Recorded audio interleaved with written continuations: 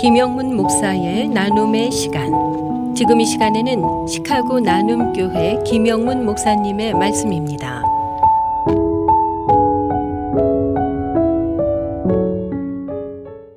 집집마다 펜스를 쳐서 자기 땅 영역 표시를 하게 됩니다. 요즘에는 친환경적 차원에서 또는 다른 이웃을 배려하기 위해서 울타리 대신 꽃을 심거나 나무를 심습니다. 신앙적으로 볼 때 울타리는 안전과 보호, 구원의 은총을 설명하기도 합니다. 예로 든다면 예수님께서 비유 말씀하셨는데 우리 안으로 양들이 들어가는데 울타리가 져 있습니다. 오직 문을 통해서만이 우리 안으로 들어가야 합니다. 그 문이 누구를 상징합니까? 예수님 자신임을 말씀하십니다. 그 문을 통해서만이 구원을 받게 됩니다. 울타리가 없으면 사나운 짐승들이 들어가서 양을 다 죽입니다. 이스라엘 백성은 하나님이 주신 울타리를 완전히 철거시켰습니다. 신앙의 울타리가 자신들에게 자유를 막는 장애물로 취급해서 울타리를 해체하거나 방종생활과 우상 숭배를 하게 됩니다. 하나님을 떠난 자유는 오히려 평안이 없는 쇠사슬로 가시로 만든 울타리 안에 갇히게 됩니다.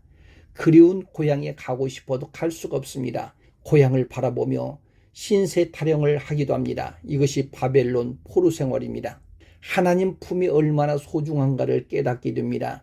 그들 마음에 소원이 있다면 하나님 전에서 마음껏 자유롭게 예배를 드리고 싶은 희망을 품게 됩니다. 어쩌면 그들에게는 그런 기대가 현실성이 없는 미래의 희망사항인지도 모릅니다. 하나님은 자신의 품으로 돌아오도록 이미 시간표를 만들어 놓았고 역사의 주도권을 가진 하나님께서 바벨론을 손을 대기 시작합니다. 바벨론이 페르시아, 성경에서는 바사 제국에 망하게 해서 고레스 왕을 등장시키고 70년 만에 포로민 이스라엘을 귀환하도록 특별법을 만들었습니다. 1차적으로 예수와 스룹바벨 중심으로 백성들, 네이스 사람들, 제사장들이 귀환해서 성전 재건을 시작하게 됩니다. 포로 생활하면서 뼈저리게 경험한 것은 예배 회복이 우선임을 알게 된 것입니다. 무너진 거룩한 울타리를 만들기 위해서 떠났습니다. 80년이 지나서 2차로 에스라가 귀환하게 됩니다. 1차보다 적은 백성들이 귀환을 했지만 자기 조국에 가보니까 기가 막힌 현장을 목격하게 됩니다. 성전을 재건하기 위해서 먼저 귀환을 했던 자들이 이방 백성과 관계를 끊지 않고 가증한 이를 따라서 이방 사람들의 딸을 아내로 또는 며느리로 맞으면서 살고 있습니다. 다시 우상을 섬기고 있다는 것입니다. 바벨론에 망하기 전에 전철을 똑같이 받고 있습니다. 죄 짓는 일에 떠나지 않고 지도자들이 더욱 으뜸이 되어서 앞장서서 죄를 범하고 있습니다.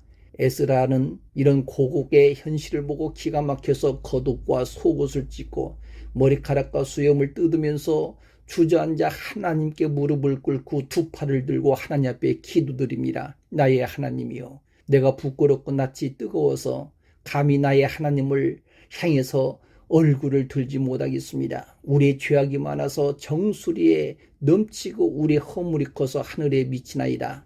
이 말은 죄를 감당할 수 없을 만큼 하늘을 찌르듯 가득하다는 것입니다.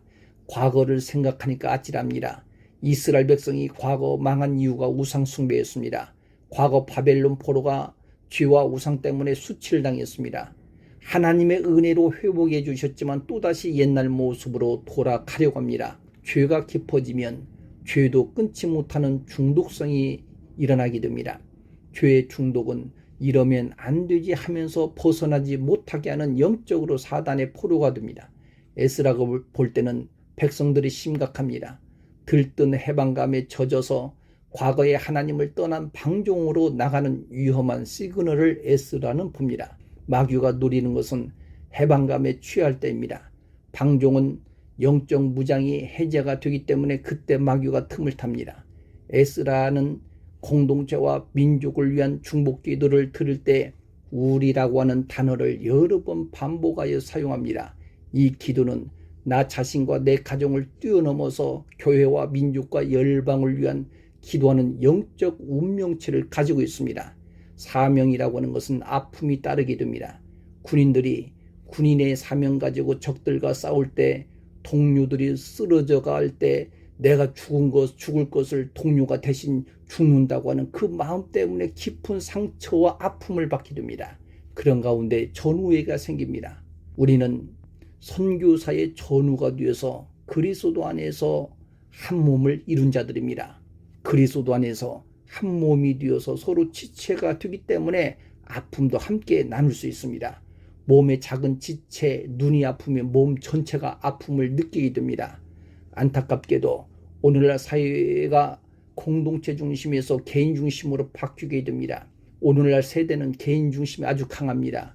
개인의 삶을 중시하는 젊은층 세대들이 많다 보니까 그들의 특성과 생활 트렌드를 파악하기 위해서 많은 연구 자료가 쏟아져 나왔습니다. 이들은 수평적이고 참여적인 그런 문화와 개인화된 사유성을 추구하고 있습니다. 젊은 세대는 1세대 신앙 공동체에 적응을 하지 못하기 때문에 벗어나거나 참여를 거부합니다.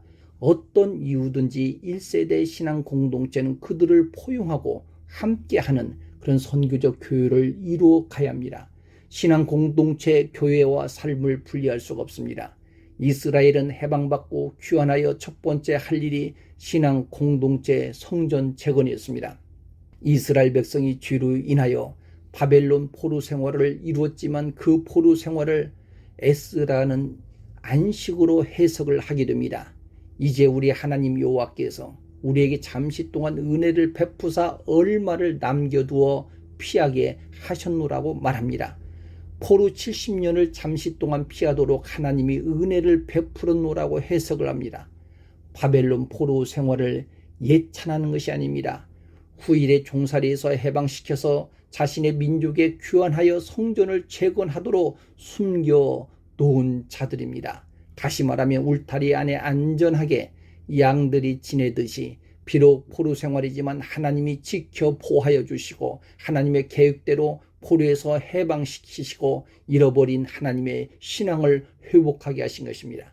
에스라는 우리의 종살이를 하나님이 버려두지 아니하고 고레스 왕을 감동시켜서 무너진 성전을 재건하도록 우리에게 울타리를 주셨노라고 고백을 합니다. 울타리 안은 평안이 있고 위로가 있고 소망과 하나님의 구원의 온층이 있습니다. 예수 그리스도 안에 사는 삶을 말하고 있습니다. 주님은 우리를 붙잡아 주십니다. 애청자 여러분, 지금도 하나님은 침몰당할 것 같은 인생이지만 침몰당하지 않도록 우리를 도우시는 하나님이십니다. 불꽃에 살라질 것 같은데 불꽃 가운데 꺼집어 주시고 고난이라고 하는 광야를 통과해서 목적인 가나안 땅에 이르도록 울타리가 되시는 하나님이 여러분들과 함께 하시기를 축원합니다.